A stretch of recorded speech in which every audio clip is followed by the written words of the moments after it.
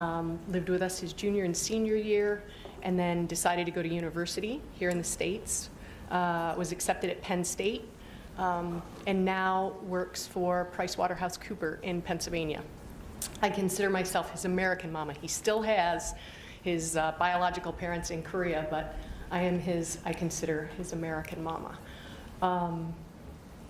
Let's see, I've worked for J&J for, it's coming up on 28 years throughout. Over a quarter of a century. Okay, so don't put it that way. That makes me sound old. I did start when I was 13. I'm just kidding. We figured. That was my next question, by the way. Okay. Well, half of my career has been in sales and half of my career has been in marketing. We're going to cover that in a moment, Ms. Dean Eshelman, but can you tell Judge Botman, do you have a bachelor's degree? Yes, I am a Gamecock. I graduated from the University of South Carolina with my Bachelor's of Science, and I have an MBA in Marketing and Innovation Management from Syracuse University. You are more fortunate you did not go to Clemson. This is correct. I have marked as Exhibit 3280 resume.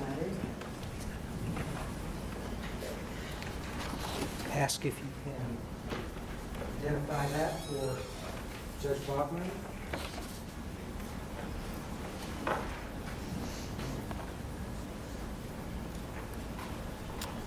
Yes, this is my resume, although my current role is not on this. I am currently a Region Business Director in the Neuroscience Division. Well, we'll pick that up as we go through your experience with. You also have a copy of that in your binder, Your Honor. I'll try not to overburden you with additional paper. Thank you. It's Exhibit 3280, and we move it into evidence now. See no objection from the state. Janssen 3280 will be admitted. That's all right. Will be admitted. Now, you indicate that on that resume is your work experience with Janssen, excluding your present position. Can you just take us through the various positions you've held with Janssen or other companies associated with Janssen? Sure, I started out as a sales representative with, at the time, Ortho Pharmaceuticals. I was in the women's healthcare franchise. I was a representative for 5 years, and then I was a district manager for 7 out in the field. What did you do as a sales representative? I'm sorry? What did you do as a sales representative? So I called on HCPs or healthcare professionals, primarily OBGYNs, primary care physicians, around our women's healthcare products.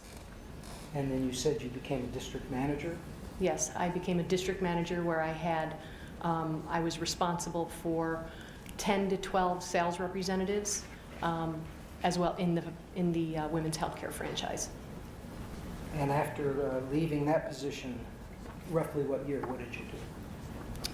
So in 2003, I came into the home office, and in 2004, so just for a short period of time, I was a project manager in the home office, and then I came on to the marketing team. At the time, it was Axert. It was a migraine medication in 2004. Tell me what a project manager does. Well, a project manager basically coordinates different projects across, in this case, I had multiple therapeutic areas. I coordinated launches. We had several launches during the time frame that I was a project manager. I would coordinate any, at the time, town halls that a president of the 2 franchises that I coordinated with. I coordinated his town halls where he would meet with different folks in the field. It's basically what you would think of be managing projects in the different therapeutic areas. Okay, and then what did you do after leaving your job as project manager? I became a product manager for Axert, which is again, like I said, it was a drug for migraine. How do you spell that? AXERT.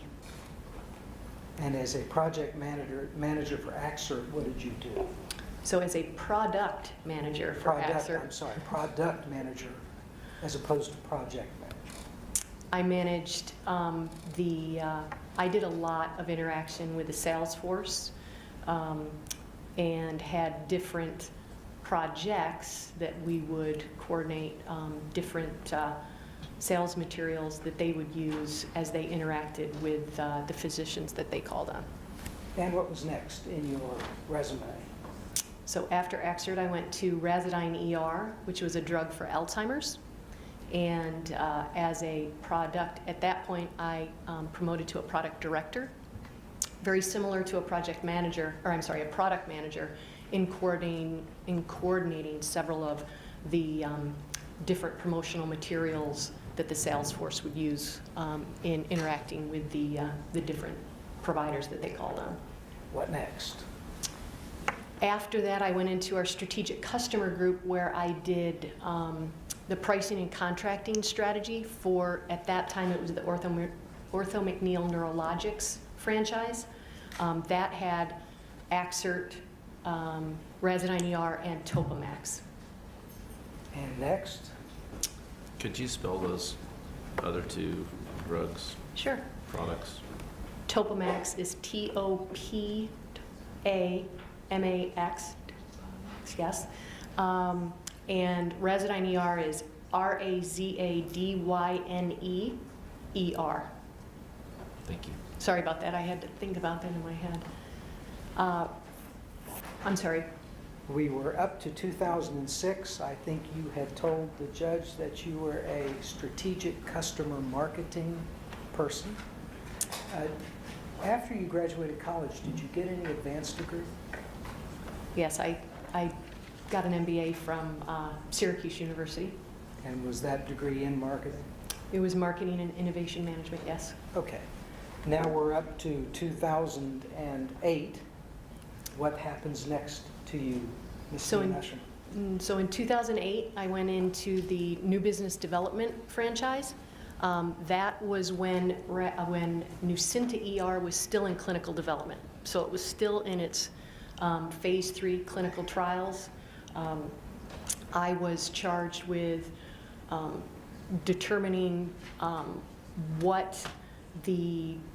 how we would position the drug, what the value proposition associated with the drug was, basically as it was coming through clinicals, what was the drug looking like it was going to provide to the marketplace, and doing a significant amount of market research to really understand how the drug would basically be, like I said, positioned in the marketplace, but also what potential value it would bring or how it would differentiate itself versus what was already in the marketplace. So I was in that role for a few years, again, leading up to when the drug was coming into market. About a year before the drug was scheduled to be approved, I moved on to the commercial team, getting it ready for launch. So again, just following through on all of that market research. At that point, the clinical trials were completed. We submitted to the FDA the entire package for approval. Is that called an NDA? Yes, a new drug application. That would have been submitted, so you, again, begin understanding what it is that, what this drug is ultimately, how it's going to be differentiated in the market. Can you give Judge Bachman some idea of how long it took to develop Nucynta from the beginning to the submission of a new drug application to the FDA?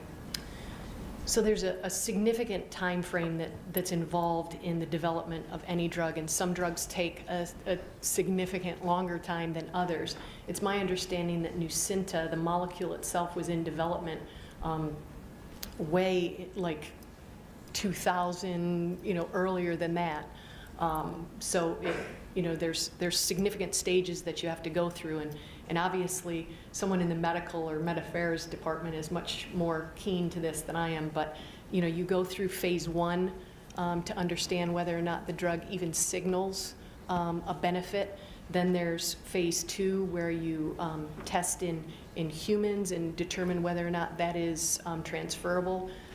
You're Well, basically, phase 1 is proof of concept, whether or not it's going to work. Phase 2 is, understanding whether or not you're getting positive signals, and then phase 3 is your clinical trial program that would be submitted to the FDA for approval.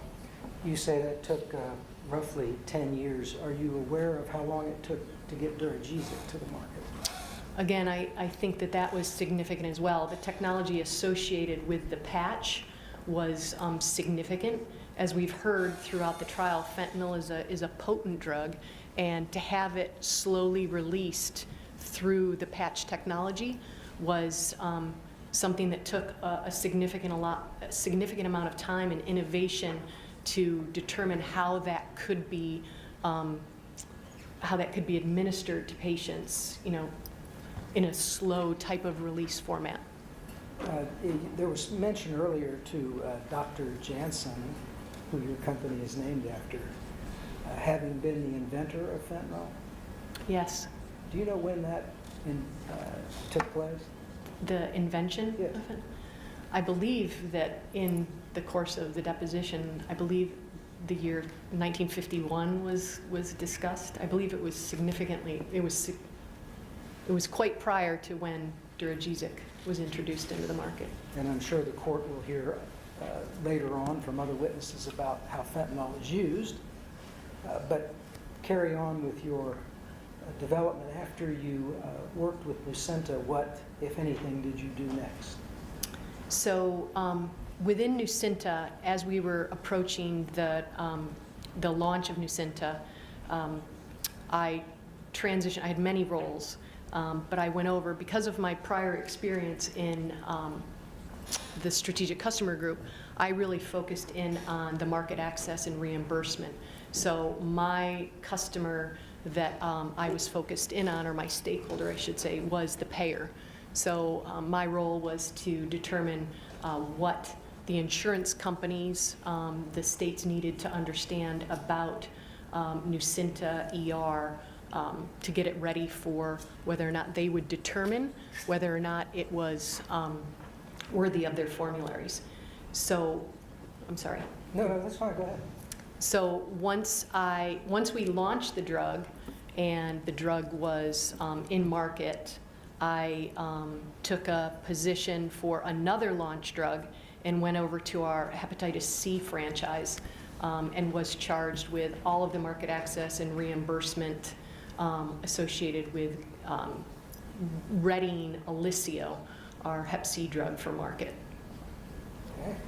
And what is your current position? Just bring us up to your current position. So after Alisio, I went over to what on my resume says CNS, our central nervous system. Now it is referred to our neuroscience area.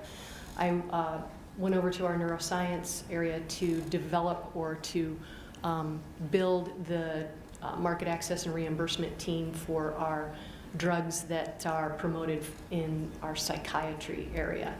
Do you currently supervise other employees?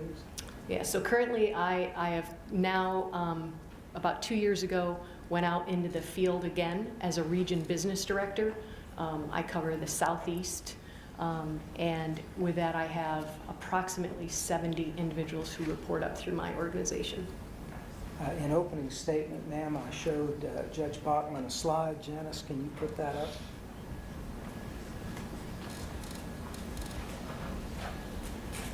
During your almost now 2.5 decades, I had 3 written, but I won't do that to you. 2.5 decades. Are these the therapeutic areas that you have had personal experience in? Yes, sir, they are. And can you give Judge Bachman just a very brief overview of what those areas are and what they involve? So women's health care is where I started my career. That is, calling on OBGYNs and HCP, or I should say primary care physicians, birth control pills, other things that they would need. Anti-infectives, I launched one of our quinolones, Floxin. Alzheimer's, we've talked about, Razidine ER. I was a product director on Razidine ER. Infectious diseases, that is the hepatitis C area where I launched Alisio. and was a director there. Antipsychotics is where I currently am. I've been in the marketing as well as in the sales area there. Pain is what we've talked about significantly over the last 4 days in my roles in pain from a marketing perspective. And neurology is, again, what we talked about from a migraine perspective in the role I played there in marketing. All right, thank you. Are these the current therapeutic areas of Janssen? They are not, no. Janice, can you put up the current therapeutic areas so that Ms. Deem Eshelman can tell Judge Bachman what Janssen is currently involved in? So Janssen's current therapeutic areas is cardiovascular and metabolism. We have significant presence in oncology. We currently and continue our role in infectious disease and vaccines, pulmonary hypertension, as we've talked about neuroscience, where I currently am, and immunology. I noticed that the area of pain that was on that first slide is no longer in your current therapeutic areas. It is not, no. Why did Janssen drop pain as a therapeutic area? So in the 2015 timeframe, the company, there was a decision to be made as far as where a different focus of area would be, and cardiovascular and metabolism, there was significant advancements that were taking place there, and so the shift was made to focus in areas where innovation was taking place. And did Janssen divest itself of the Nucenta brand in 2015? Yes, Tell us about the Duragesic brand. Is it still in the market? it is, yes, and it's in our established products area. And what does established products area mean? That is a division that oversees the products that have gone off patent but are still in the marketplace for patients and physicians if they choose to use our products. The court has heard a good deal about marketing of drugs. Is Duragesic still marketed? So it is not actively marketed, no. And how long has it been since it was actually, what's the correct term, detailed? So detailed would be sales representatives' interactions, and I believe that there was, once the drug went off patent in about 2005, there was a decrease as far as the marketing or the detailing of that product. I believe there was some detailing, but it slowed down significantly 06, and I believe it was discontinued in 07. All right. Now let's talk about the products that we've been discussing in this case. Janice, can you put up our timeline from the opening? What is a Schedule II opioid, Ms. Deem Eshelman? So the FDA schedules drugs that are addictive in nature, and a Schedule II is considered a strongly addictive or highly addictive medication. Now, the two products that Janssen has that are Schedule II opioids, are they reflected on that slide? Yes, they are. Duragesic, is there something unique about Duragesic? Yes, again, as we talked about earlier, Duragesic is in a patch format. It is applied, to the body, and there is a slow release of the medication over a 72-hour period. The indication talks to only patients who are opioid tolerant or that have received opioids in the past. They're the only ones that should use this product. And the innovation around this product is that it delivers that medication over that 72-hour period. So again, that patient receives more of that steady state of medication. So this is for a patient who has been, who needs or has chronic pain and needs that round-the-clock type of medication. So in this, you achieve that steady state versus a short-acting where you get the peaks and troughs, and even a long-acting where you still get that rise and then over a 12-hour period, and then it goes down. So the patch has that technology where, again, you get more of that steady state and that need for that round the clock. If I used the term transdermal, would you understand what that meant? Yes, I'm sorry, it's delivered transdermally through the patch. And was that a unique delivery system to Duragesic? Yes. Now then we go up to Nucynta. Can you explain, please, to Judge Bachman, if he hasn't already heard it to death, the difference between Nucynta and Nucynta ER? Yes, so Nucynta is the immediate release formulation. So that is, the drug is immediately released. The ER formulation is the extended release. So that is, the technology allows the drug to be extended over a longer period of time. So that is the difference between an immediate release drug and then an extended release drug. Hence IR and ER? Yes. Now, when we were talking earlier, you mentioned a molecule. The molecule had been in development. What were you referring to? So the unique piece around Nucynta and Nucynta ER is that, so as you look at the marketplace and you're determining how do you differentiate, right? So it's extremely expensive to bring a drug to market, and you don't want to bring a Me Too drug to market. You want to bring a drug that differentiates itself, that brings value to the clinicians and the patients in that therapeutic area. And Nucynta was unique and different because it wasn't expected to be a pure mu opioid antagonist. So this drug had a dual mechanism of action, and we have to be careful because the true mechanisms of action are unknown because you can't really tell, but it is expected, or the scientific community talks about mechanisms of action as the intended or thought to be mechanism is such. Nucynta was different because it wasn't a pure mu opioid receptor or antagonist. Mu meaning MU, and Yes. agonist. Can you explain or spell it for our court reporter if you So mu is the receptor for the opioid, an opioid receptor. I'll more layman's terms because I'm not a scientist either.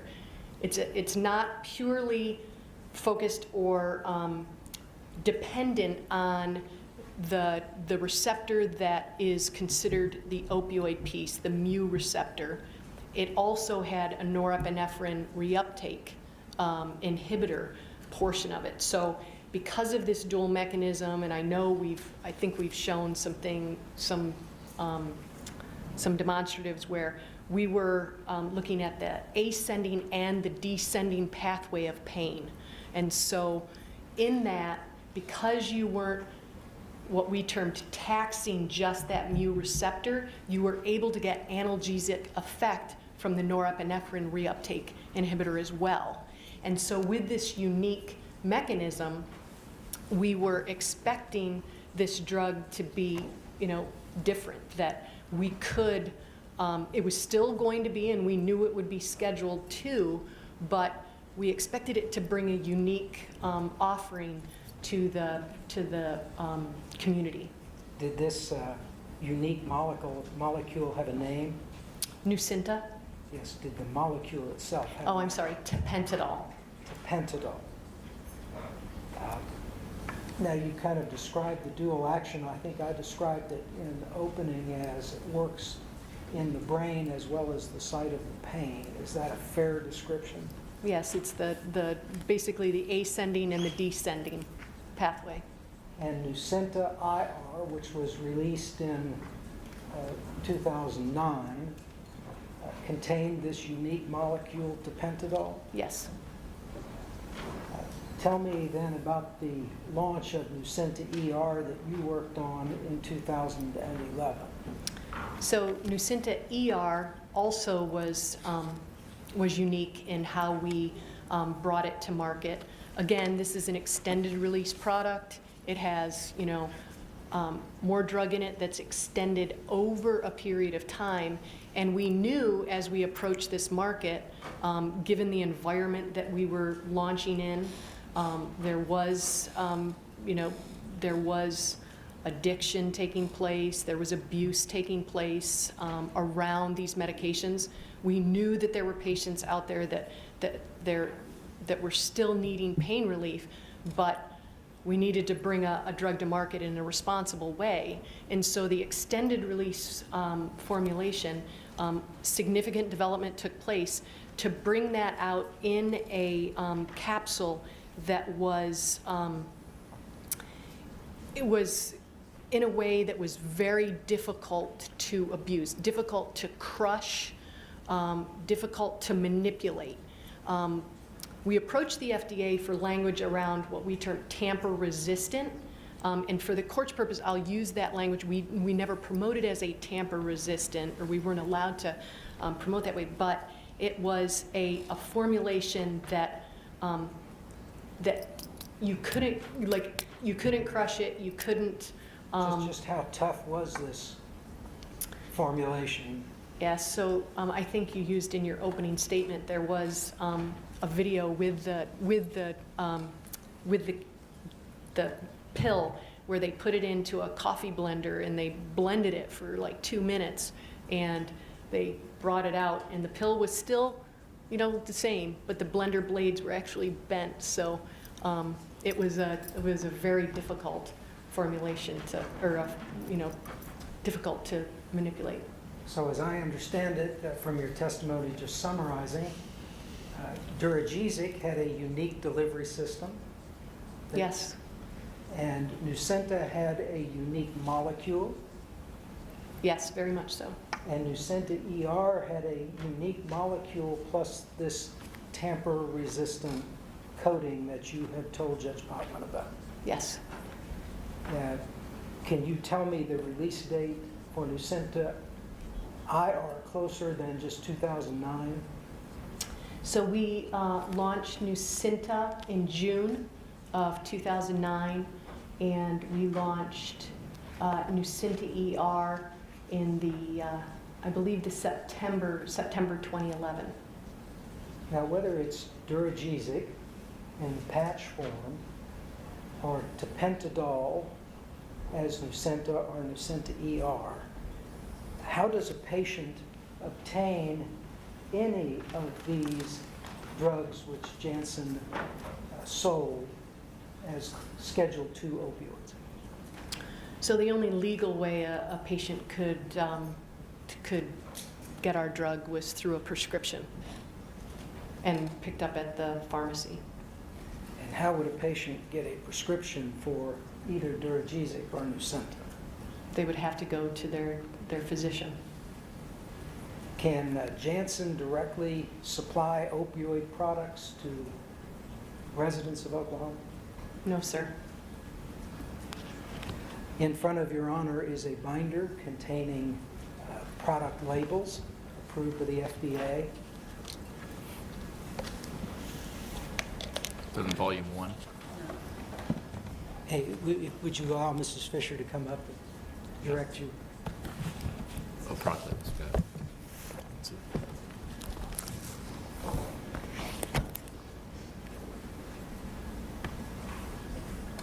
Don't worry, I'm not going to have you read each of these, although we're going to discuss some of them. But they are marked as J2762, 63, 64, 65, 66, 67, 68, 69, 70, 71, 72, 73, and so forth on up to J2787. Yes, go ahead. And I would move each of those exhibits into evidence now, all product labels. I don't have any objection to the admission of these. Just looking to make sure that's what's in here.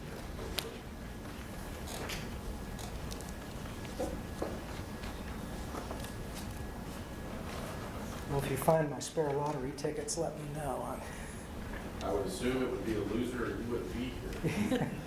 I'm one. You are correct about that. Someone in North Carolina has my money. Your Honor, we have no objection. Exhibits J2762 through J2787 will be admitted into the evidence. Could you flip your binder open there to 2762 and tell Judge Bachman what that is?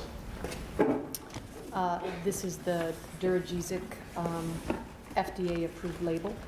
And I believe that label carries a date in 1990. It does, yes.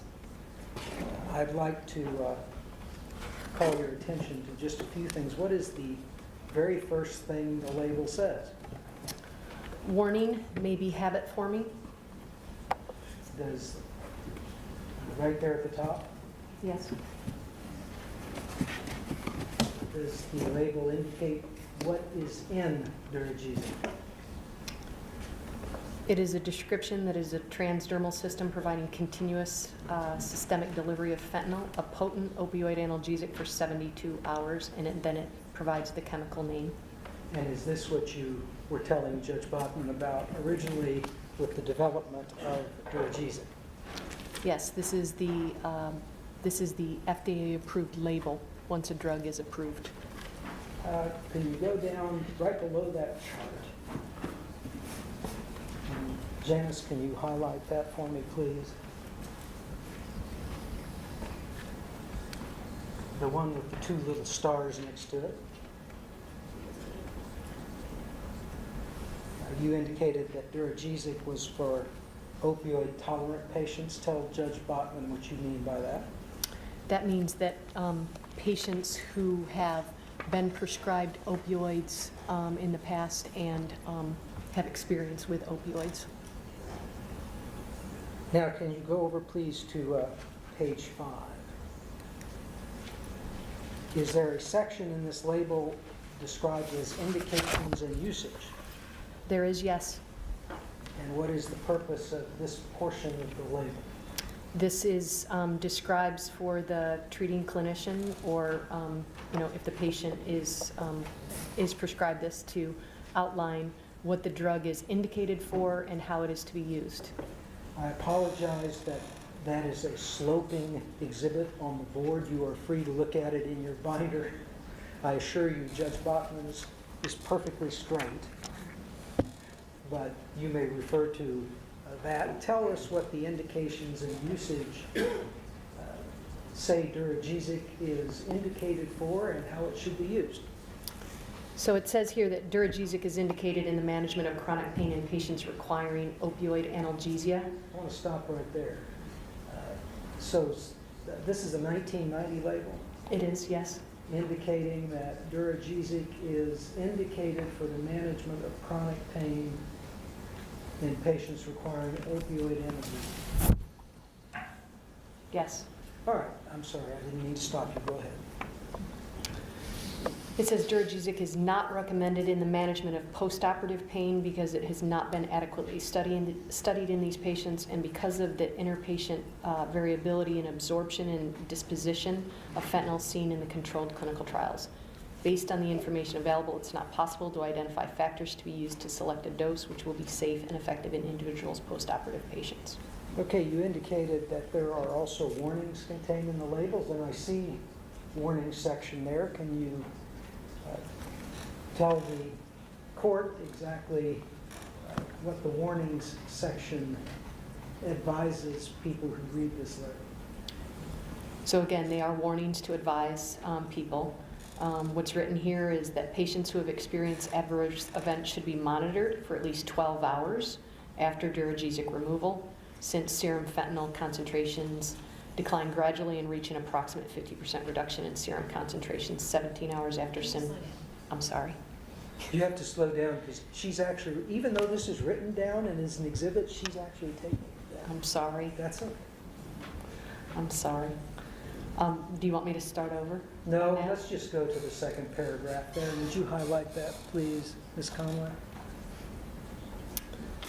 So it says here, Duragesic should be prescribed only by persons knowledgeable in the continuous administration of potent opioids. In the management of patients receiving potent opioids for treatment of pain, and in the detection and management of hypoventilation, including the use of opioid antagonists. In addition to these warnings, is there another section in this label which describes drug abuse and dependence? Yes. Can you just flip over to page 8 if I might direct your attention there? I see a heading, Drug Abuse and Dependence. Can you just read the first part of that for the court and the court reporter, please, slowly? Yes, sir. Fentanyl is a Schedule II controlled substance and can produce drug dependence similar to that produced by morphine. Duragesic, therefore, has the potential for abuse. Tolerance, physical and psychological dependence may develop upon repeated administration of opioids. All right, thank you. Why don't we flip one more sentence, I'm told. Go ahead. Iatrogenic addiction following opioid administration is relatively rare. Keep going? Yes, let's just read the whole thing Okay. since we've got it there. Physicians should not let concerns of physical dependence deter them from using adequate amounts of opioids in the management of severe pain when such use is indicated. All right. Now, we'll turn. And I'll draw your attention to Exhibit 2768.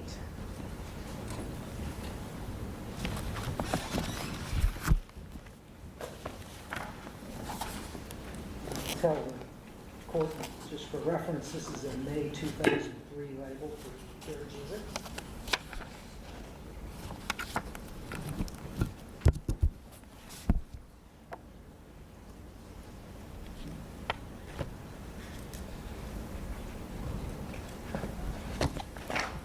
Now let's go back, I'm sorry, to 2767.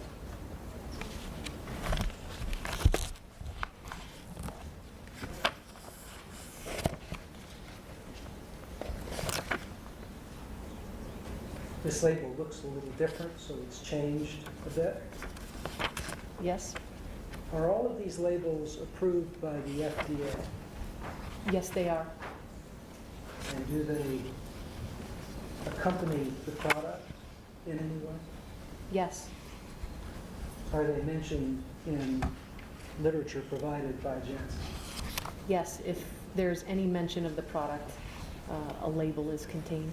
All right, well, if we go to 2768, which is again that label we were talking about, what is that that's encompassed in the box there? That is a black box warning. And can you go through that for Judge Bachman? So in the black box warning for Duragesic, it says, because serious or life-threatening I'll slow down. Because serious or life-threatening hypoventilation could occur, Duragesic, fentanyl transdermal system, is contraindicated, subbullet, in the management of acute or postoperative pain, including use in outpatient surgeries, in the management of mild or intermittent pain responsive to PRN or non-opioid therapy, in doses exceeding 25 milligrams per hour at the initiation of opioid therapy. Now, shifting down to the next box that starts Duragesic. Duragesic is indicated for treatment of chronic pain, such as that of malignancy, that cannot be managed by lesser means, such as acetaminophen opioid combinations, non-steroidal analgesic, or PRN dosing with short-acting opioids, and requires continuous opioid administration. Let's get a point there. Is that the 2003? Yes. It says. Yeah, it says, such as that of malignancy. It says it right up there. Okay, got it. Thank you. I have a question also.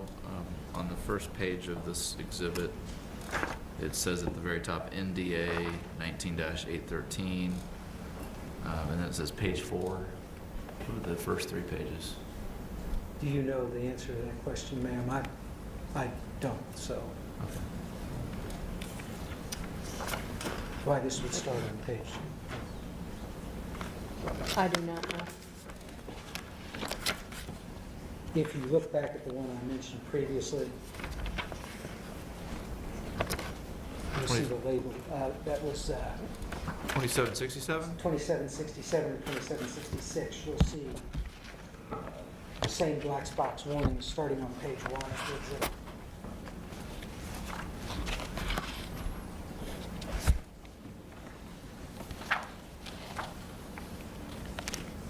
Yeah, that's more than 3 pages, but that's all right. I just was curious. We will figure that out and come back to it. Okay. Sticking with that label for a second, and as in the other labels that we've discussed, is there a section on contraindications and warnings? Yes, there is. And I'll direct you over to page 8.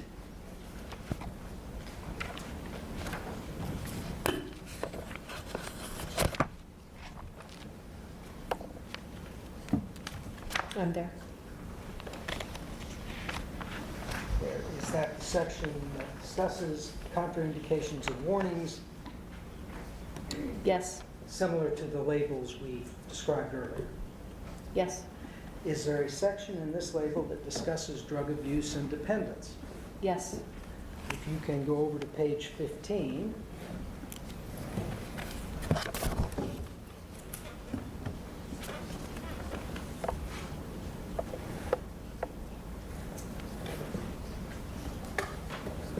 Can you tell Judge Bachman what is indicated in the FDA-approved label regarding drug abuse and dependence for this Schedule II opioid Duragesic? Yes, it's the language that we've previously read around the fact that fentanyl is a Schedule II controlled substance and can produce drug dependence similar to that of produced by morphine. And I believe we've read this prior. Okay.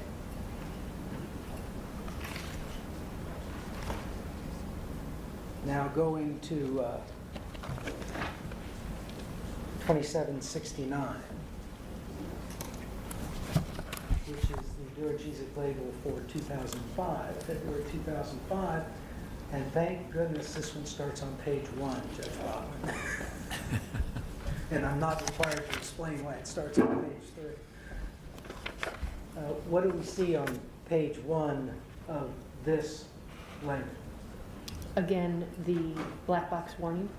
That's the same thing we saw on page 3 or whatever, 4 of the other label, correct? Correct.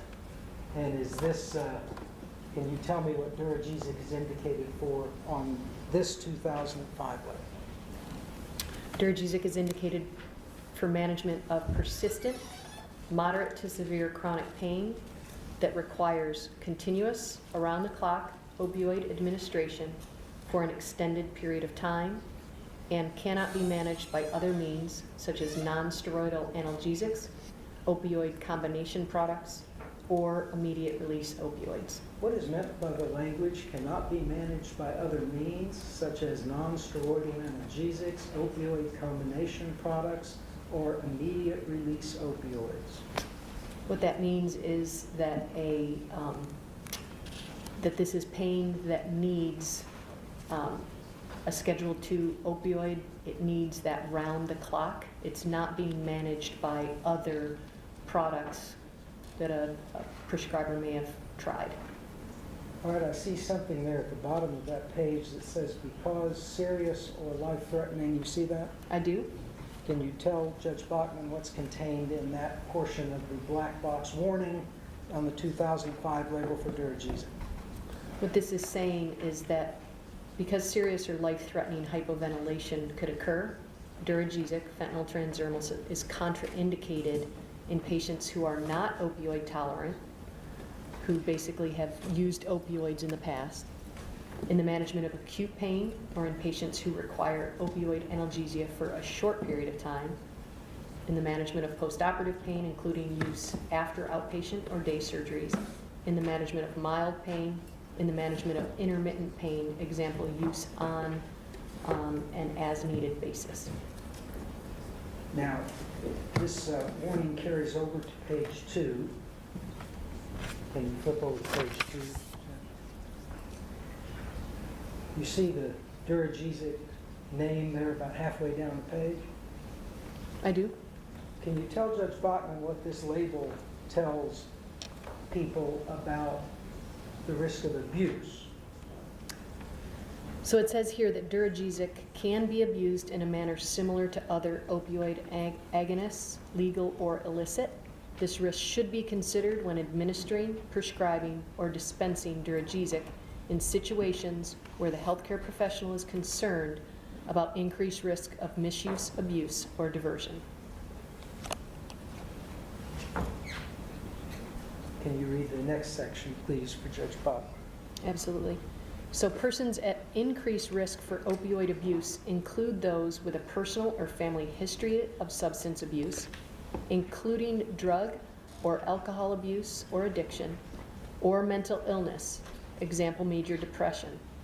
Patients should be assessed for their clinical risks for opioid abuse or addiction prior to being prescribed opioids. All patients receiving opioids should be routinely monitored for signs of misuse, abuse, and addiction. Patients at increased risk of opioid abuse may still be appropriately treated with modified release opioid formulations. However, these patients will require intensive monitoring for signs of misuse, abuse, or addiction. All right, thank you, Ms. Dean Usherman. Can I draw your attention to page 9 of this particular letter? And I won't have you read the indications of usage that you've seen before, but can you look at the bottom paragraph on that page? Yes. And can you tell Judge Bachman what the bottom paragraph on the FDA-approved label for Duragesic says? An evaluation of the appropriateness and adequacy of treating with immediate release opioids is advisable prior to initiating therapy with any modified release opioid. Prescribers should individualize treatment in every case, initiating therapy at the appropriate point along a progression from non-opioid analgesics, such as non-steroidal anti-inflammatory drugs and acetaminophen, to opioids in a plan of pain management, such as outlined by the World Health Organization, the Agency for Health Research and Quality, the Federation of State Medical Boards Model Policy, or the American Pain Society. That is contained in the FDA label. That is contained in the I FDA-approved think label. this carries over to the next page, which is page 10. That top paragraph there, can you please tell Judge Bachman what that paragraph provides? The first paragraph? The first paragraph, it's the continuation of what you just read on the previous page. Yes, sir. Patients should be assessed for their clinical risks for opioid abuse or addiction prior to being prescribed opioids. Patients receiving opioids should be routinely monitored for signs of misuse, abuse, and addiction. Persons at increased risk for opioid abuse include those with a personal or family history of substance abuse, including drug or alcohol abuse or addiction, or mental illness, example, major depression. Patients at increased risk may still be appropriately treated with modified release opioid formulations. However, these patients will require intensive monitoring for signs of misuse, abuse, or addiction. Now, there's another portion of this label that refers to misuse, abuse, or diversion. If you will turn to page 11.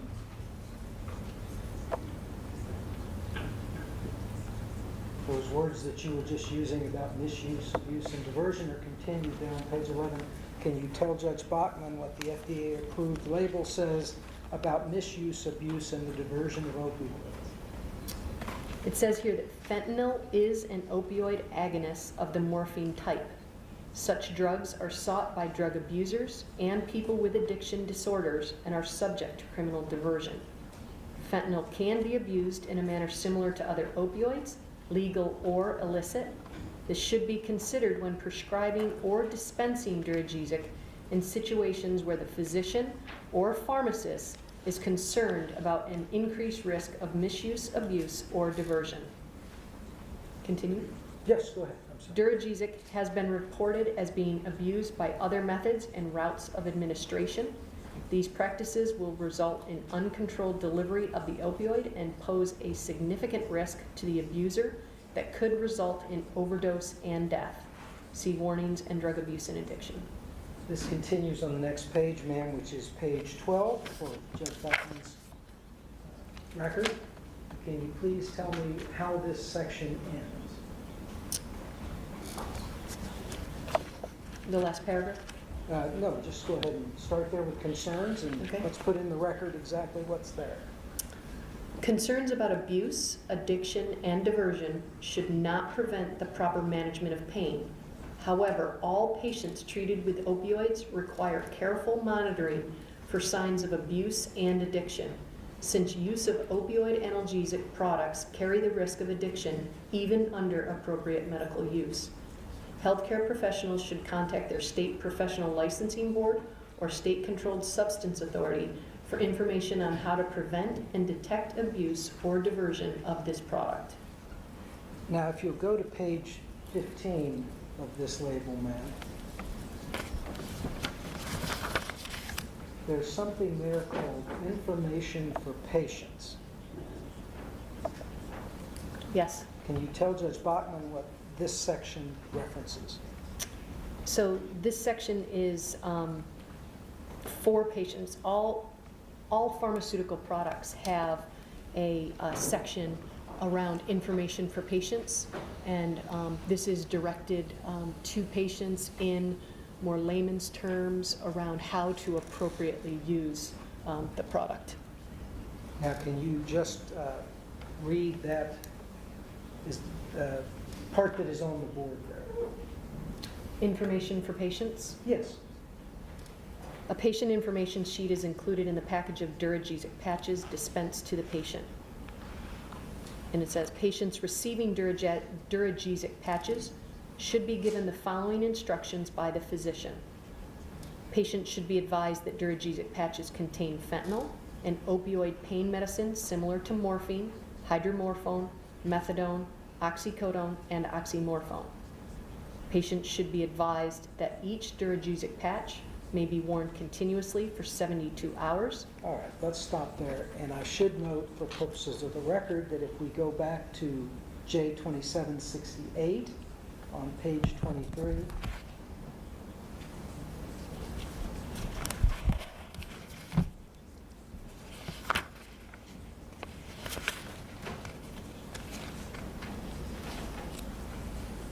how do I use Duragesic? Is this the same basic type of information?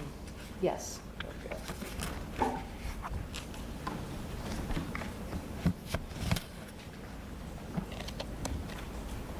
Thank you. Continuing on with the information there in front of you.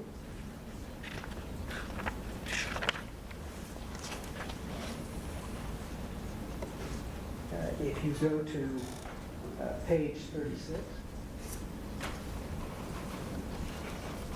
you see on the earlier label, how do I use Duragesic?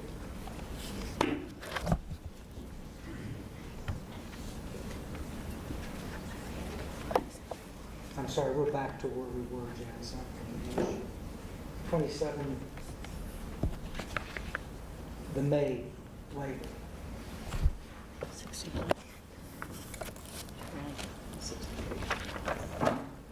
That's right. You're on 69.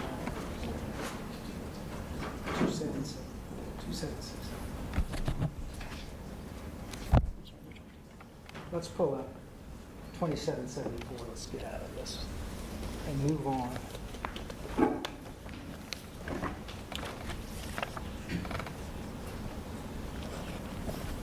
And what do we have here?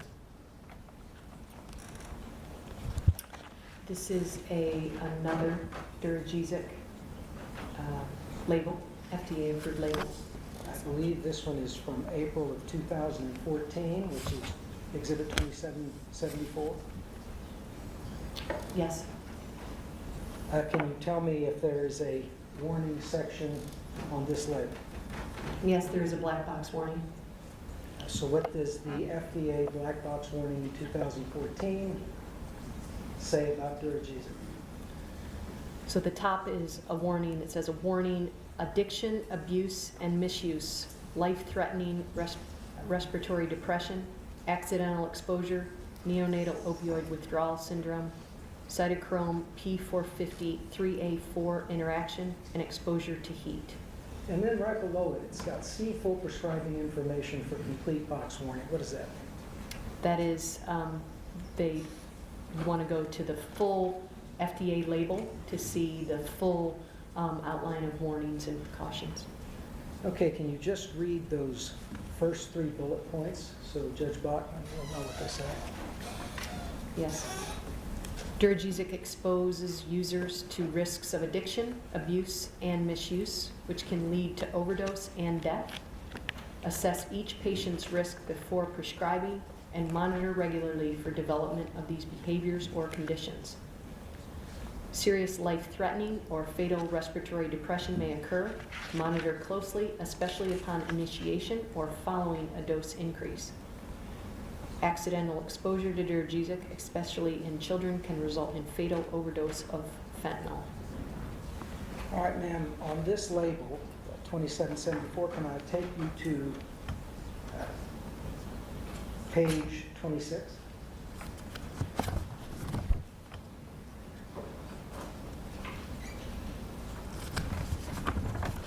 We've seen this in some prior labels, but now we have a section on abuse. I see this, yes? Section 9.2, can you read the first paragraph under abuse, please?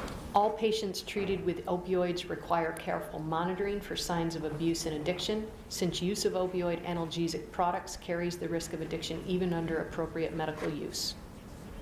Now you see at the bottom of what's marked there, it says drug seeking in quotes. I see that, yes? What is the last sentence of the paragraph that starts drug seeking? Can you read that to the court? Starting with preoccupation. Yes.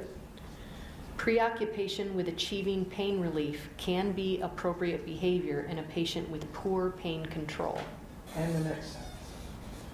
Abuse and addiction are separate and distinct from physical dependence and tolerance. Thank you. Judge, we're at a place we might break. I want to cut down what we have to read here, and I want to make sure I've got everything in the Sure. record I need to get. Let's take a 10-minute break. We'll start back at 10:15. Thank you, Your Honor.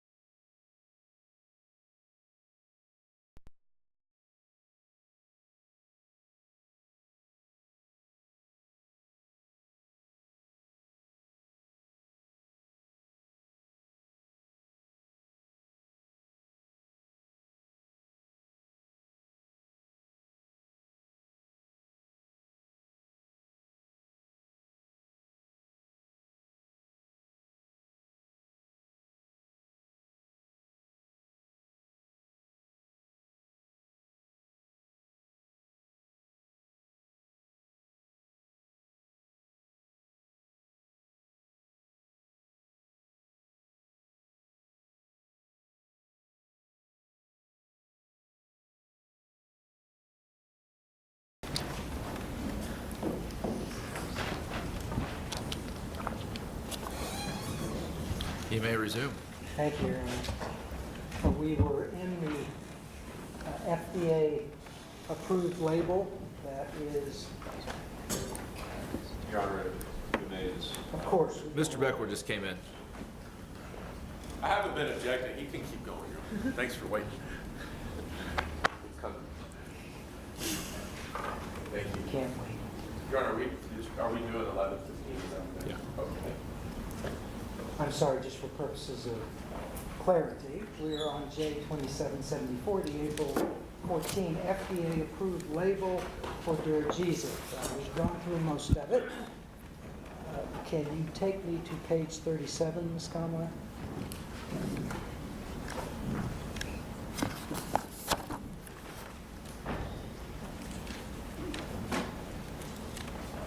Now, as has been noted in a few prior labels, what is number 17?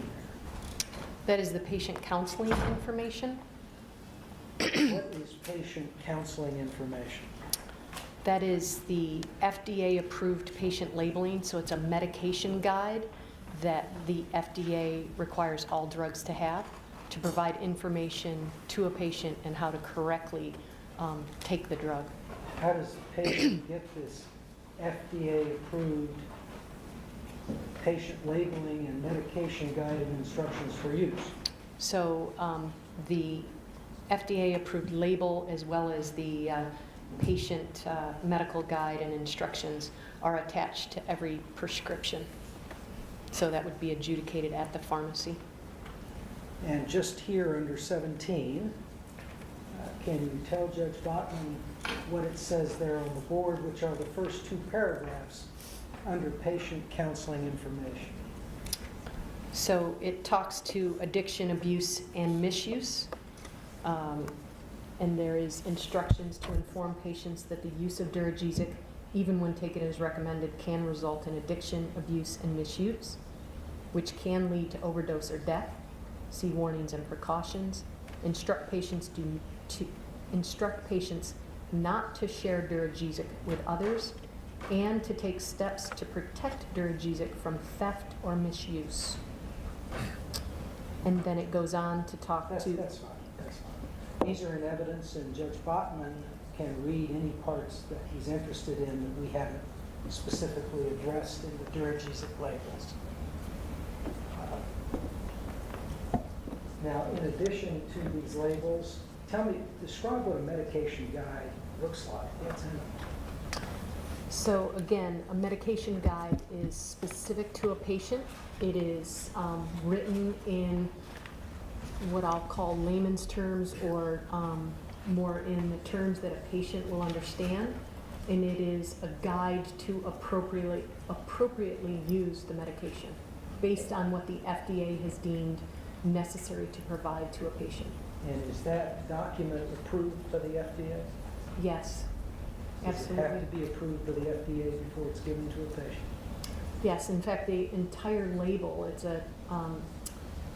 that's why it's called an FDA label, because it is the label of the Food and Drug Administration specific to the product. So the FDA determines what the label says and what is provided to patients as well. And just to round that out, the patient gets the medication guide from whom?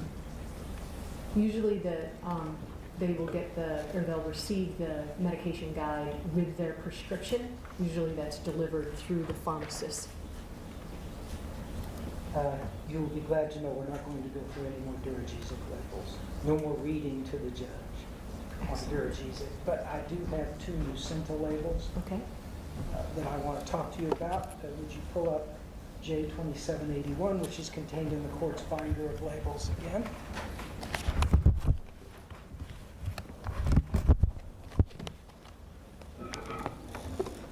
Can you tell the court what this is, 2781?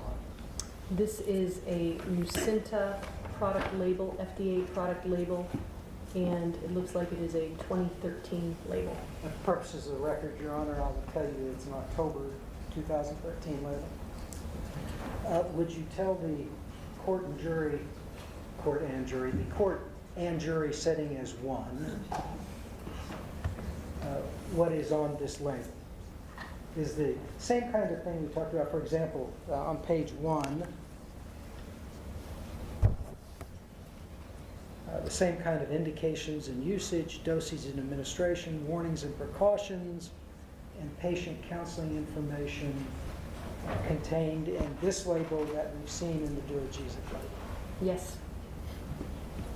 Can you please just under indications and usage briefly, down through dosage and administration, the first paragraph, let Judge Bachman know what this label says. So Nucynta is an opioid analgesic indicated for the management of moderate to severe acute pain in adults. I think it's necessary. This is the Nucynta immediate release FDA label. And under dosage and administration, individualized dosing according to the severity of pain being treated, the previous experience with similar drugs, and the ability to monitor the patient. And if you go down to warnings and precautions, and we'll just read the first bullet point there. Misuse, abuse, and diversion. Nucynta is a Schedule II controlled substance with abuse liability similar to other opioids. Monitor patients closely for signs of misuse, abuse, and addiction. And the very last thing on page 1, can you tell me what that is?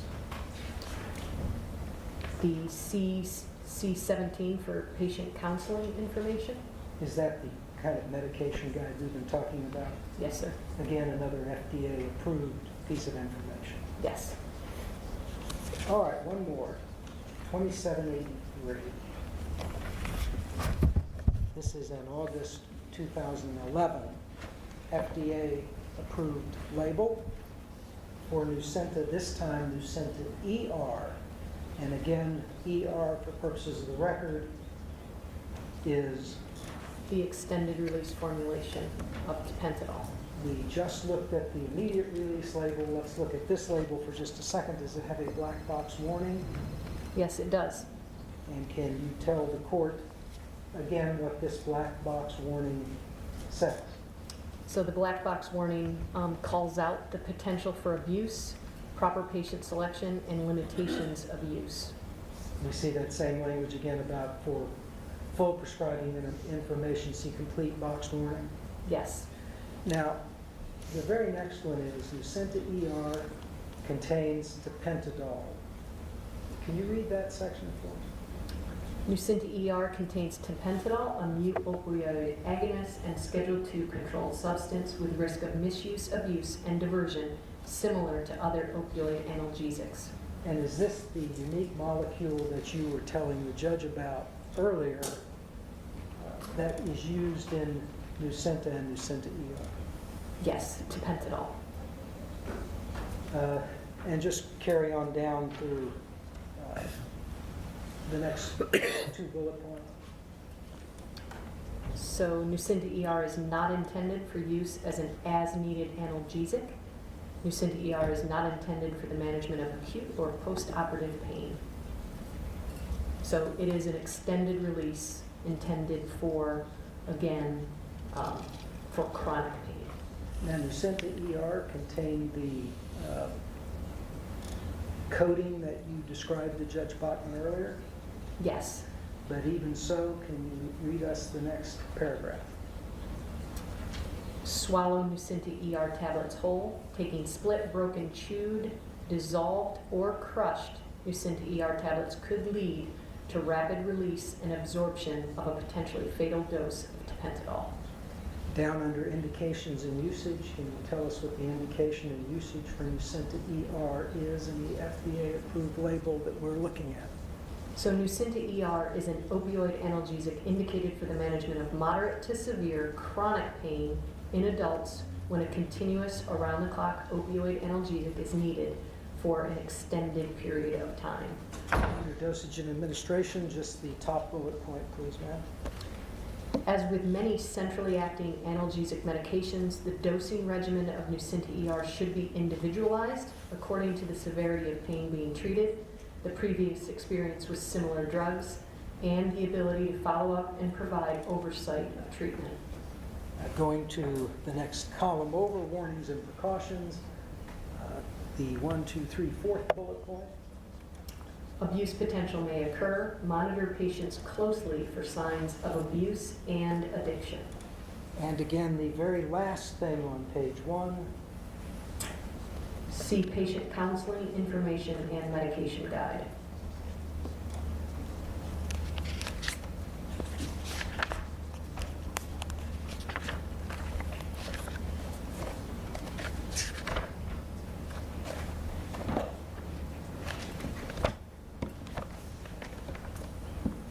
All right, let's put this binder away. Judge Bachman can read this at his leisure, the remaining portions of it, Mr. Ottaway, may I make one more comment on the label? with the court's permission, of course. Yes. So I think it's very important that Your Honor understand that a black box warning is a significant thing in a product's label. That black box warning is the FDA's way of informing a clinician who is prescribing that medication that there are key risks associated with that drug. So they consider that black box warning as a highlight that a prescriber needs to be very aware of. And so it is a significant situation to have a black box warning on a drug. And that's for the prescriber, not necessarily for the end consumer or patient. Well, the end consumer would also see that black box warning. So because there's a FDA label with all prescriptions, but it is a warning to primarily the prescriber to indicate before prescribing, understand these, but also to the end user.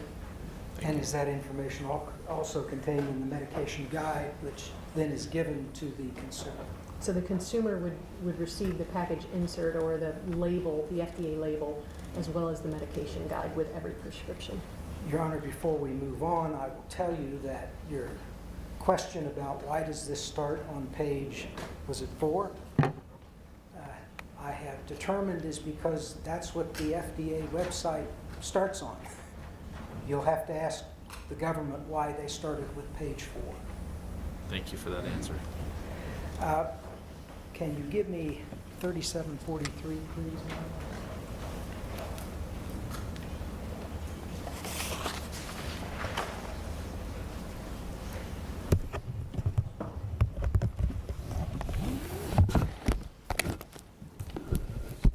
This one away for this morning. May I approach, Your Honor? Yes, you may. Okay.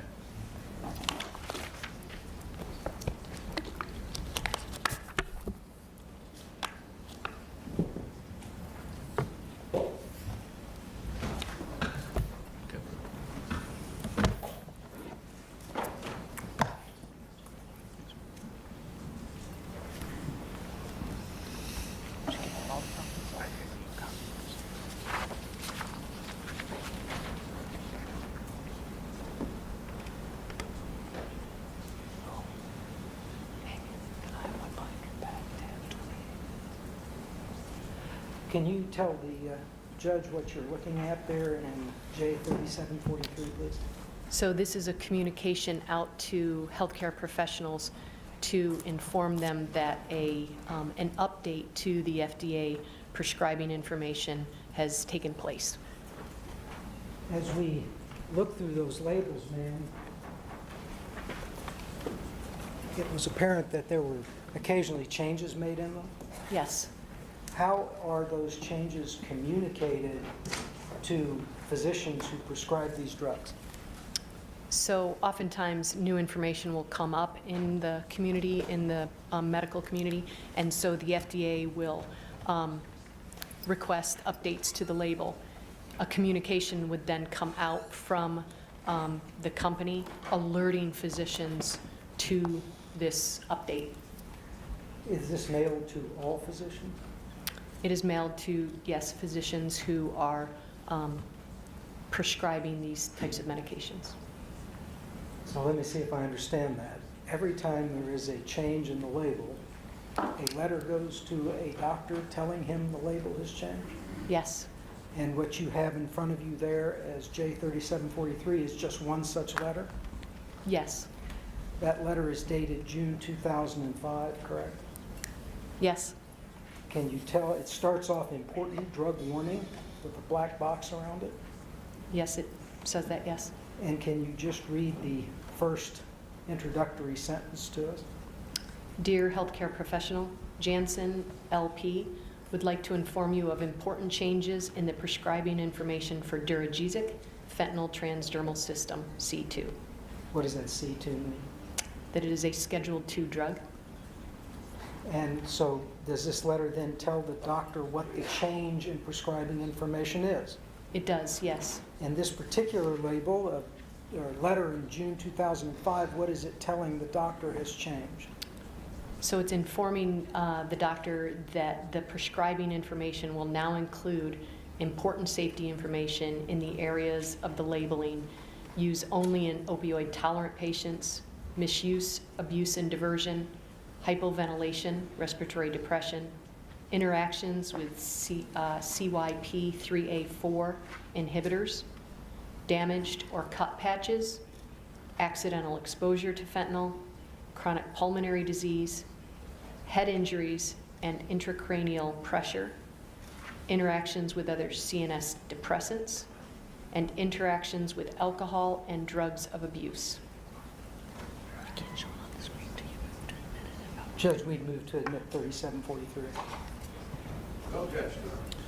J3743 will be admitted into the evidence. Can you put that up? Yes, you may publish. This is the document you've been discussing with Judge Bach. Yes. Now, can you read the last sentence on that first paragraph? The changes reflect FDA's efforts to harmonize labeling for controlled release C2 products, as well as a heightened awareness of safety issues associated with opioids in general, such as abuse, misuse, and diversion. And the judge asked you a question about the boxed warning. Is the boxed warning referenced in the very next paragraph? It is, yes. Can you tell the judge what that first sentence says? The boxed warning and the warning section of the prescribing information have been updated and are presented in their entirety, starting below. And then is the black box warning fully set forth in the letter? Yes. And does this letter then tell the practitioner to review the changes on page 5?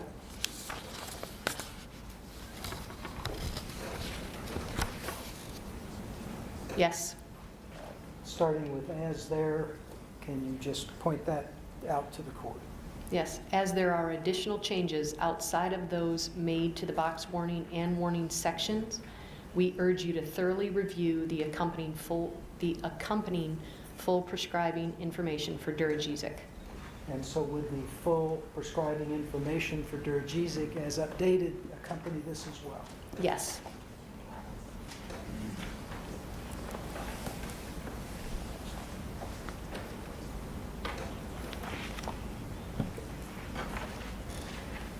Now, you can set that aside for a second. Referring to Nucynta and Nucynta ER, was Nucynta ER released with something called a REMS program? Yes, it was. Now, how about Nucynta IR? Did it have a similar program? I believe the REMS program came out with Nucynta ER. And was there a mitigation surveillance plan in place for Nucynta, do you know? Nucynta itself, IR, I believe that we monitored Nucynta, yes, but I don't believe there was a specific REMS program in place for Nucynta IR. But by the time Nucynta ER was marketed in 2011, was there something called a REMS program? Yes, we launched with a proactive REMS program.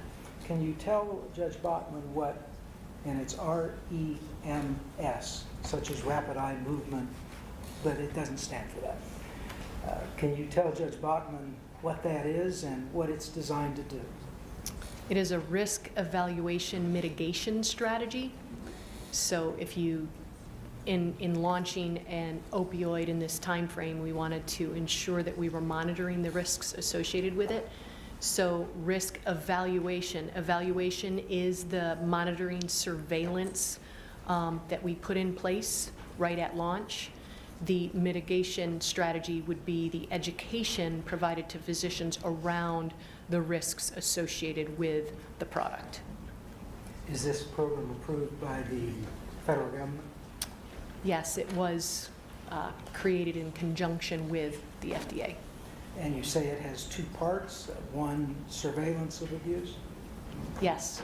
And what, you mentioned adverse events, what does that mean? So adverse events would be what events may occur with a patient who may be taking the drug. It's any unintended consequences of taking the medication. And you also said it has an educational component? Yes. Can you describe, Judge Bachman, just give him an example of what that might be? So that is the education around the drug itself and the risks associated with the drug. All right, let us change gears and move on to another topic. You were asked a fair bit about different marketing programs that Janssen had. Yes, sir. I want to see if I can break those down for us. If I ask you about branded promotion, can you tell the judge what that is? So branded promotion is specific to a product. So you are outlining the benefits and risks associated with the product specifically in a promotional way. So it is brand and product specific. Did Janssen do branded marketing for Nucynta, Nucynta ER? We did branded promotion for Nucynta, Nucynta ER, as well as Dosage. Okay. Is branded promotion used all across those therapeutic areas that you told the court about earlier in your testimony? Yes, this type of branded marketing is done in all products that all products at J&J, and those that are usually when a product is still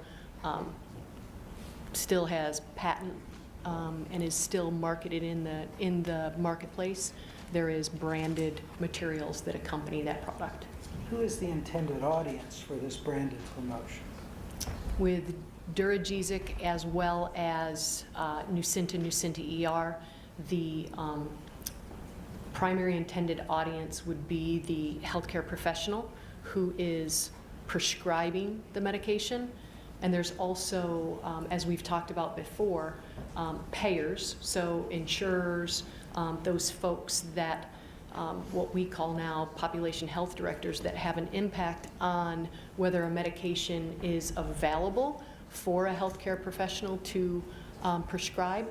Those also are some of the individuals that would be educated around these different materials. Now, give me some idea, give the court some idea of what kinds of branded promotional materials Janssen developed or would distribute. So oftentimes, and we've talked about some of these over the last several days, a sales aid, what a sales representative would use when they go into a doctor's office to present the benefits and risks associated with the medication. We've talked about access and affordability type pieces where we talked about that voucher that provided a trial for a patient. Now we have, many times a sales representative will use technology now where they have iPads that they will present to a doctor and use the technology to interact. We have dosing and administration guides. Oftentimes, a sales representative will go in and educate a doctor about the appropriate dosing of a medication, but most are like me, and I can't remember everything that someone says to me all at once, but we'll provide a dosing guide that they can then refer to when they are at that time, making a decision to prescribe the medication. So those dosing and administration guides are provided to them, so they have access to that information when they're making that decision. You were shown a slide from one of the promotional or branded marketing presentations that involved Duragesic. It had a cup and a magnet and a pen. Do you remember that? Yes, the leave behind reminders. Leave behinds, that's what you call them? Yes. Just by way of exemplar, Your Honor, may I approach? Yes, you may. What are these?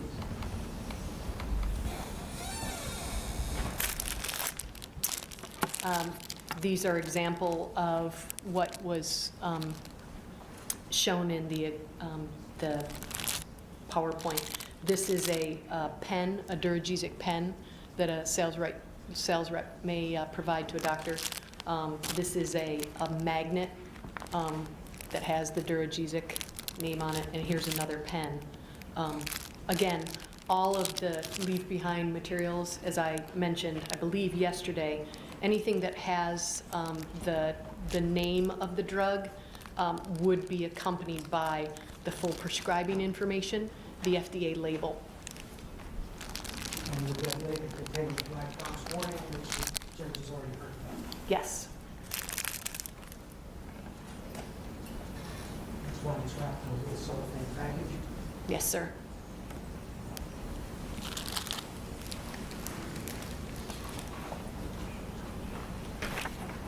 Now, Your Honor, can we mark those as court exhibits? I know they're on exhibit list, but not sure about. I don't mind them as a court exhibit at all. Sure. Thank you. Not sure number one. I'm not either, Mr. Beckworth, to tell you the truth. It's got to be higher than 12 because we had two I 12s. think we're 18 maybe, I'm not sure. There's three, so it'd be either 18 as a collective exhibit or 18, 19, 20, your choice. We on 18? Would be the next one, sorry.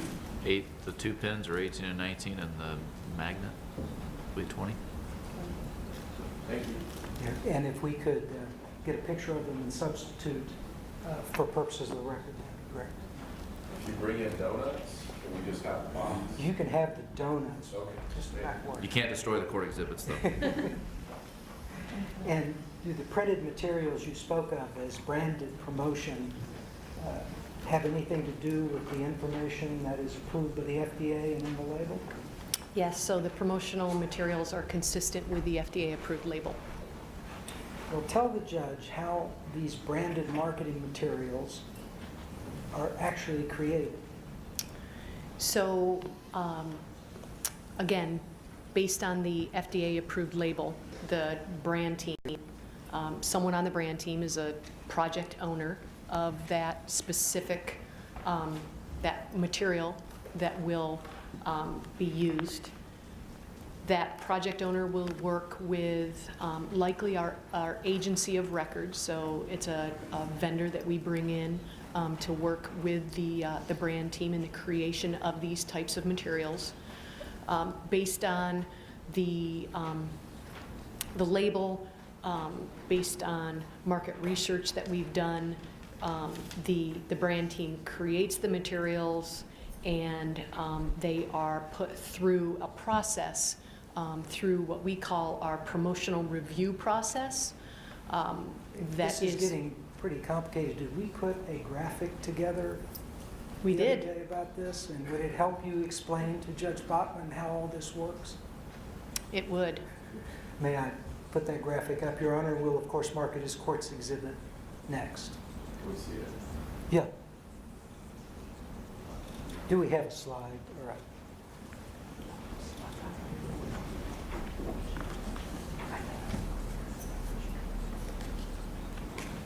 Give me just a second, Judge. Mr. Sure. Beckworth wants a hard copy. Not just-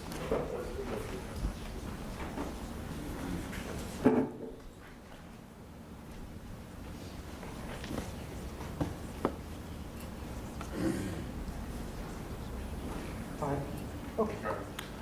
You may publish, and it'll be Court's Exhibit 21. Thank you, Your Honor. Is this what we went through the other day and what you're trying to explain to Judge Bachman? Yes. Okay, just take us through there. You were mentioning project owner, and this may allow you to express yourself a little better through the system. Yes. And I apologize, Judge, that the back of my head will be like That's facing. okay, so- just if you can swing that microphone around so we can hear you. I will, thank you. So as I spoke before, there is a project owner, likely somebody from the brand team, along with or works with an agency that would develop materials consistent with our FDA-approved label and the medical research that's taking place. Some of those materials that would be developed, these are some of the examples of what printed materials might look like. File cards, we talked about leave-behinds. We talked a little bit. Leave-behinds that were the demonstrative exhibit we handed to Judge Bachman for Duragesic were leave-behinds for Nucenta, and Nucenta ER also contained the product label and black box warning. Yes. Okay, Yes. thank you. Go ahead. I'm sorry. Any speaker materials, any materials that in a peer-to-peer exchange of education would also go through this process and would follow or be consistent with the FDA label.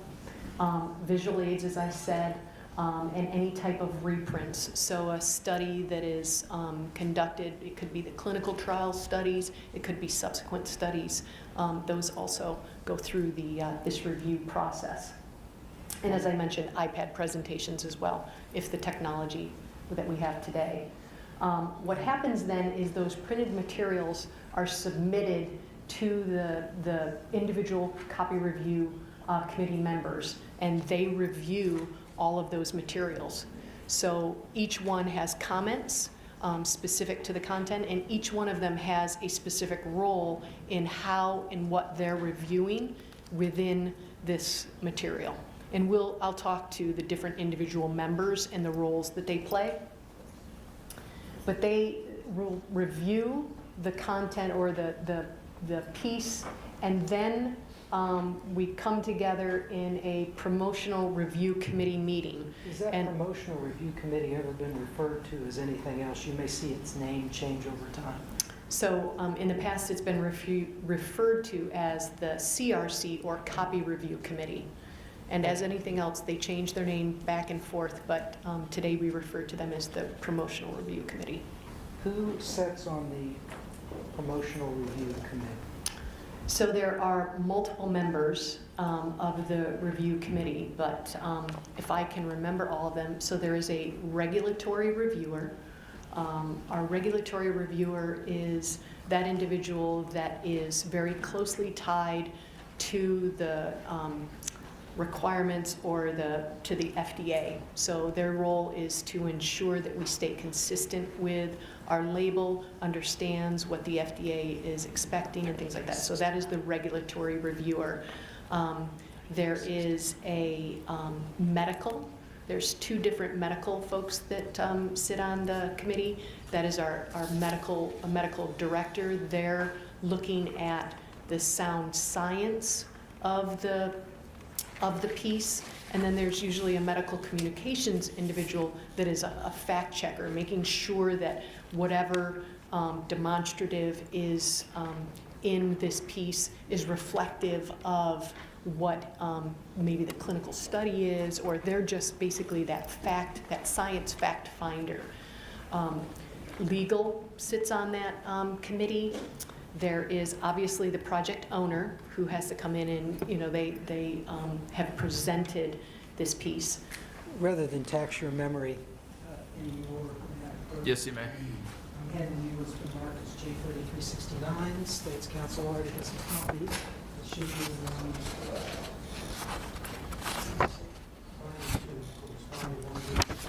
labels. Can you identify for the court what that is? No objection. 3369 will be admitted. Thank you, Judge. Can you tell Judge Bachman what J3369 is?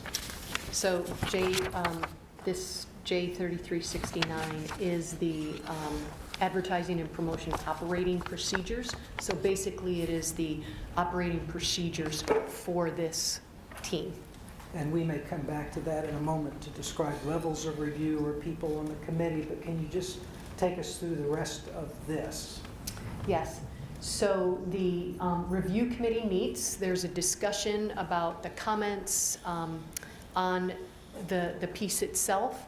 Now, there's two different things or multiple things that can happen. So the project, if it comes in and it is like, there are so many comments that it doesn't make any sense for this project to go forward, it can be rejected. Or if it is, like reviewed, it goes through multiple revisions. So it may be reviewed, the comments are talked about in that committee meeting.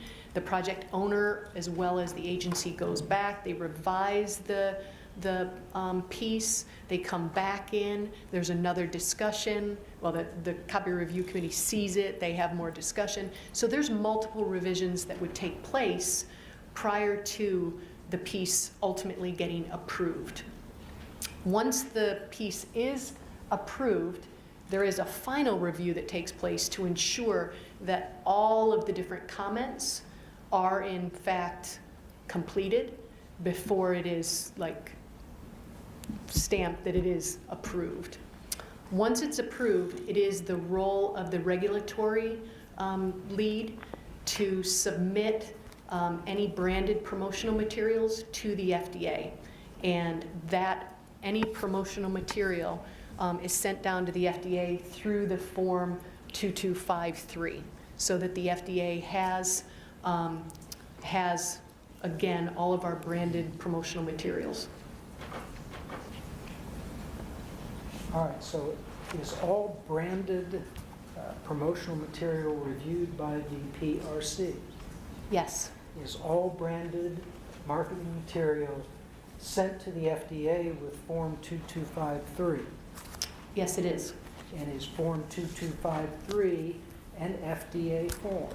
It is, yes. So if all of this takes place, what happens? So if all of this takes place, then the piece is approved, and it then can be provided to whoever is going to now use this in the promotion of the brand. And the FDA would have a copy of these branded materials? Yes, the FDA, again, with the submission of the Form 2253, they are, all of the branded promotional materials are submitted to the FDA. All right, now if you would refer then back to J3369, which is in evidence, are the members of the promotional review committee reflected in J3369, that exhibit in front of you, I think at page 2? Yes. Page 2 and 3, perhaps. Yes. And can you again tell Judge Bachman how that committee is comprised, now that you have that in front of you to help you? So the regulatory advertising and promotion, that is the individual who coordinates or facilitates this meeting, ensures that the materials are submitted in a timely manner, are reviewed by the participants, and basically coordinates the meeting itself. The legal team is included. Obviously, we talked about the project owner. Medical is included, and I already talked about the two different medical affairs, usually a clinician, as well as medical communications. Healthcare compliance is involved, privacy, and a proofreader is also involved to ensure that we are on point with English, making sure that we are spelling things correctly and the punctuation is appropriate as well. And are those people reflected there in number 3 in the document that you have in front of you? Yes. Are there different levels of review?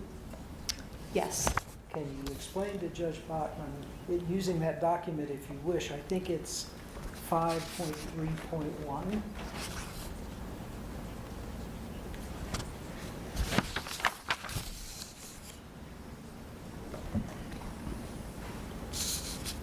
Yes, so there are different levels of review, and I'll use two examples. The level 4 review includes all of those different participants that we've talked about. That is when a brand new piece is coming in, it is never been seen by the reviewers before, so that would include all of those, the owners or the participants in the review process. Where a lesser review may take place is when the piece has been out for a year. So all materials are reviewed after a year, so there's an annual review. If there are no changes to that piece, it will come back in for review, and it's likely only going to be reviewed by the regulatory and likely the medical team. Yes, I think we have the levels of review up on the board for you. Ms. Eshelman, if you need to use those to explain to Judge Bachman what you're trying to do. Yes, and hopefully I explained the levels that are an example of. How often does this promotional committee meet? The promotional review committee meets weekly. And what role, if any, does the FDA play in the review of branded promotional materials such as you've been describing to the court? As I said before, all branded promotional materials are, after they go through the process, after they've gone through those multiple revisions, they are sent to the FDA under the Form 2253. One of the people we saw on the list that was just put up is regulatory. Can you explain to the judge why a regulatory person would be on this PRC? Right, so when we first started out, the regulatory reviewer is someone who is what we would consider, I don't know if we say expert, but they are very tied into the regulatory requirements in our promotion of our different branded drugs.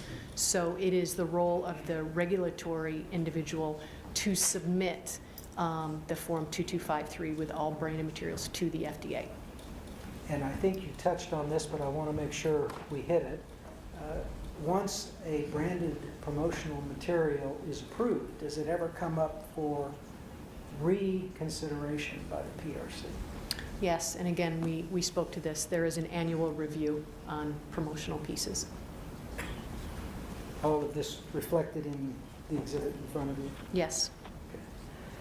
Judge, we're just getting ready to get into some specific branded materials. Do you want to take a break or go another 10 minutes? Let's go another 10 minutes. All right. Sure.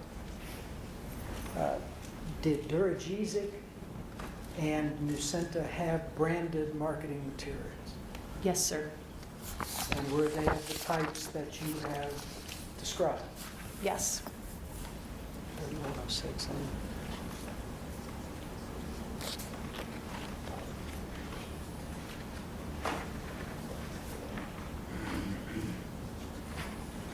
May I approach her? Yes, you may.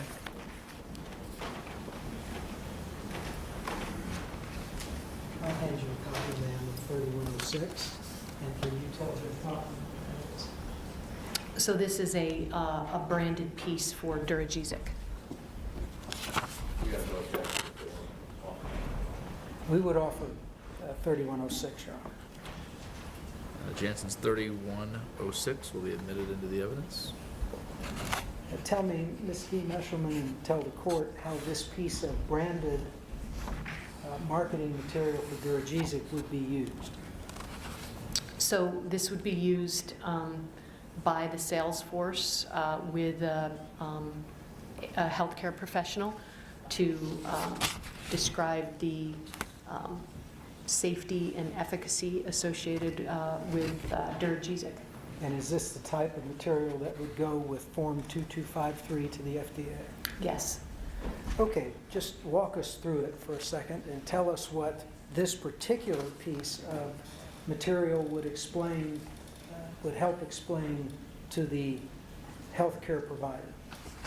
So if you look at the very front page, it talks to the Duragesic itself, the first page in talks about the efficacy. Efficacy, what does that mean? That means the pain relief that a patient would experience. If I wanted to use a simpler word, would effective? Yes, that is what it says in the title, effective. Okay. I apologize. Now go ahead and just walk Judge Bachman through it briefly and tell him what this material is designed to show. Yes, so it shows the effective nature of the drug. It also, right under that, would talk to the indications and usage of Duragesic. Talks about that it's indicated for the management of persistent, moderate, severe chronic pain that requires around-the-clock opioid administration. And read that second part? The Duragesic should only be used. No, the cannot be managed by other means.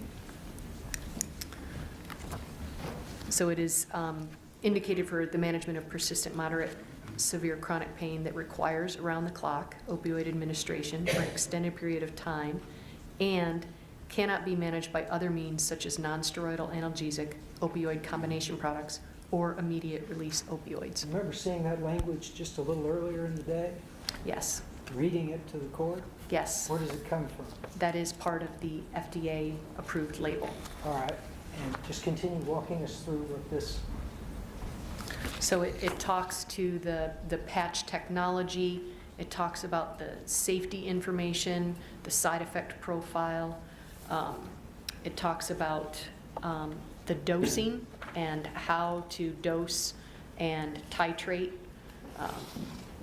It goes into the how to use it, it goes into the patient how to use. And then it talks to the important safety information, including Okay, the there's boxed that- warning. Yeah, there's that boxed warning again. Is this boxed warning actually in this piece of promotional literature? Yes, so every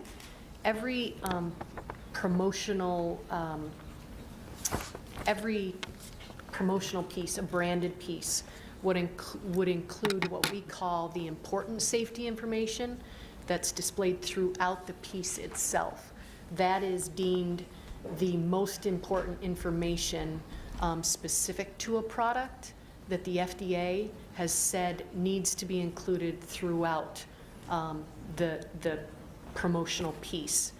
The full prescribing information or the full FDA-approved label would be available either via the web or it would be attached. A sales representative could provide what we call a package insert, or what a package insert is that full FDA label. But the important safety information is included throughout the promotional piece. And that's what's included here. If a product has a black box warning, the black box warning has to be included in the piece itself. Now, if you'll flip to the last page of that branded promotional material. Janice, can you bring that up for us? I want to direct your attention to write what you know. See that? I do. Now, there's a reference to DAW, D-A-W, all capitalized and in quotes, which you have heard mentioned before in this case. Yes. Can you tell Judge Bachman what DAW references? So DAW is a term that stands for dispense as written.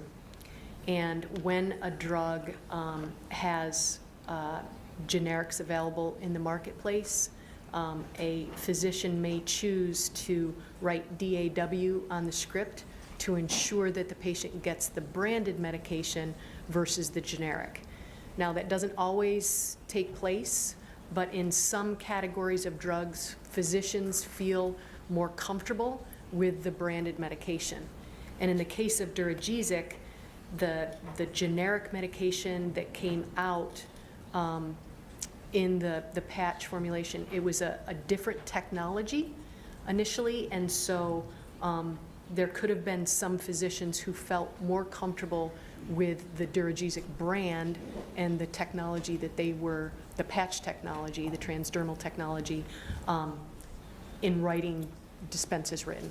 Whether the physician writes DAW on the prescription and the patient gets a Duragesic, or simply writes a prescription for the generic form, the patient is still going to get an opioid prescription, aren't they? That is correct. And if a patient in this time frame, if a doctor wrote Duragesic, and that's likely what they would have written, they were familiar with the patch at the time was Duragesic. If they wrote Duragesic, but they didn't write DAW, the pharmacy, the pharmacist, could switch that patient to a generic fentanyl patch. But in any case, if the prescription was written, the patient would have gotten a transdermal patch. Your Honor, this is a convenient time to break if it's good for you. That'd be great. Let's break now. We will resume this afternoon at 1:15. Thank you, Your Honor. All right, thank you.